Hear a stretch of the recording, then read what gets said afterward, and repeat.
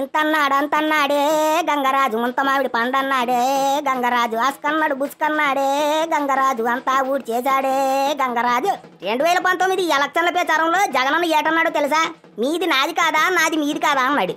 అప్పుడు అర్థం కాలేదు ఏపీ ప్రజానికానికి. ఇప్పుడు అర్థమవుతున్నది ఆ మాటలకు అర్థం ఏంటో.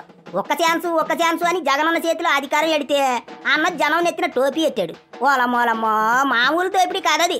అలీబాబా 40 దొంగలు దోచేసినట్టు దోచేశారు. ప్రజలు నమ్మకంతో అధికారం ఇస్తే జలగల్లా అలా రగతం పీల్చేశారు. ఆ బండిళ్ళు కట్టలు నోట్ల కట్టలు చూసి ప్రజలు నోరు తెరుచుకొని చూస్తున్నారు. జగనన్న డిజిటల్ పేమెంట్లు తీసేసి నగదు రూపంలో ఎందుకు మందు అమ్ముకున్నాడు, ఆ డబ్బులు ఎట్టా కట్టలు కట్టారు ఇప్పుడు బయటకు వస్తున్నాయి అన్ని వేల కోట్లు. చెప్పాలంటే జగనన్న దొంగల బ్యాచి నోట్ల కట్టల్లో మునిగితేలేరు. తప్పు చేశారని బొక్కలో ఎట్టిన లీడర్లంతా, అన్యాయం అక్రమం అని గోలగోల చేస్తున్న లీడర్ల వ్యవహారం అంతా ఇప్పుడు బయటపడుతున్న వీడియోల్లో తెలుస్తుంది. ఆ జగనన్న చెంచా చెవిరెడ్డికి చాలా దగ్గర మడిసట వెంకటేశ నాయుడు.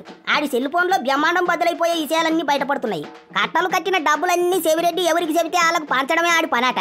ఎన్ని డబ్బులు ఇస్తున్నాడు ఎవరికి ఇస్తున్నాడు అన్నది సెల్ ఫోన్ లో ఓ వీడియో తీసి చెవిరెడ్డికి పంపిస్తే ఆ వీడియో చూసి గ్రీన్ సిగ్నల్ ఇచ్చేవాడట. ఆ వీడియోలన్నీ చూసినట్టనే డిలీట్ చేసేవాళ్ళట. కానీ ఇప్పుడు టెక్నాలజీ చాలా మారిపోనది. డిలీట్ అయిన వీడియోని కూడా పోలీసులు కలుగులో ఎలుకలు నట్టుకున్నట్టు బయటికి తీస్తున్నారు.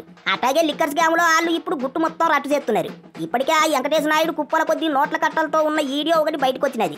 అట్లాంటి వీడియోలు ఇంకా చాలానే ఉన్నాయట. వాటన్నింటినీ బయటికి తీసి కోర్టు ముందు ఎట్టాలని చూస్తున్నారట సిట్ ఆఫీసర్లు. ఇంకో పెద్ద విషయం ఏంటంటే దేశంలో ఉన్న ప్రతి ఒక్కరూ తమ దగ్గర ఉన్న 2000 రూపాయల నోట్లు బ్యాంకులో మార్చేసుకున్నారు.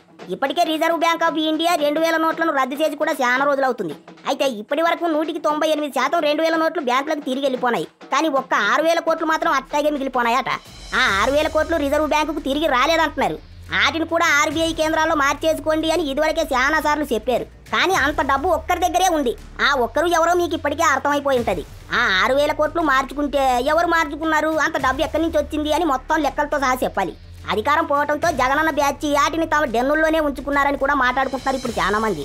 అయినా కూకుని తిన్నా కరగనంత అవినీతి సంపాదన ఉంది జగనన్న దగ్గర. అవి సాలవా? ఇట్లా లిక్కర్ స్కాములు చేసి ప్రజల ఆరోగ్యం పాడు చేసి సంపాదించుకోవాలా, వాళ్ళ కుటుంబాన్ని నాశనం చేసి సంపాదించుకోవాలా, వాళ్ళ ఉదురు తగలదా? ఏం మనుషులో ఏటా అని ప్రజలు దుమ్మెత్తిపోతున్నారు ఇప్పుడు.